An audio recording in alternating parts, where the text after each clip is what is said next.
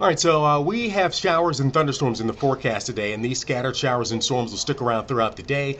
Not expecting severe weather. Best chance for that is going to be down to our south, but scattered showers, a chance for thunder, especially down by the Ohio border. And we're going to keep rain around even for tonight and even Sunday. We'll keep a low-level chance at rain around. Now, let's talk about severe weather threats. Here's a look. The best chance for severe weather nationwide is back out to our west across parts of Illinois, Minnesota, Iowa, and down towards Missouri. Across the Great Lakes, it's going to be Wisconsin, southwestern Michigan. The best chance for severe weather closest to us is in Ohio and Indiana. Can't rule out a heavy thunderstorm, though. And then by tomorrow, Sunday, that severe weather risk slides down to the south even more. And although we'll have an isolated shower around, the chance for thunder diminishes as well. So here's a look at the forecast over the next several days. Look for high today in the low to mid 70s with a 60% rain chance. 74 degrees Sunday with a 30% rain chance. Monday, 79, a chance for a shower or perhaps even an isolated thunder moves in Tuesday with a high of 82.